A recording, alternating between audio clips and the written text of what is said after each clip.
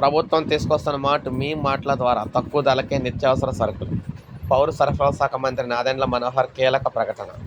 Ration కార్డుదారులకు తక్కువ ధరలకే నాణ్యమైన నిత్యావసర సరుకులను అందించడానికి రాష్ట్ర ప్రభుత్వం కృషి చేస్తుందని పౌర సరఫరాల శాఖ మంత్రి నాదెండ్ల మనోహర్ అన్నారు. రాష్ట్ర పౌర సరఫరాల శాఖ కమిషనర్ కన్నబాబుతో కలిసి ఢిల్లీలో national cooperative consumer forum MD Anil జోసెఫ్తో అయితే ఆయన ఎంఓయూ కుదుర్చుకున్నారు. ఏపీ వ్యాప్తంగా రేషన్ డిపోల ద్వారా 10,000 1000 మీ మాటలను అందుబాటులోకి అయితే తీసుకురానున్నారు. తొలి విడతగా పల్నాడు, గుంటూరు, ఎన్టీఆర్, కృష్ణా జిల్లాలో రేషన్ దుకాణాల ద్వారా సుమారు 70 రకాల నిత్యావసర వస్తువులు విక్రయించనున్నారు. ఈ నిర్ణయం వల్ల వినియోగదారులకు ప్రయోజనం చేకూరటమే కాకుండా రేషన్ డీలర్లకు ఉపాధి, అదనపు ఆదాయం కూడా లభిస్తుందని మంత్రి నాదెండ్ల మనోహర్ అయితే పోస్ట్ చేశారు ఎక్స్లోని.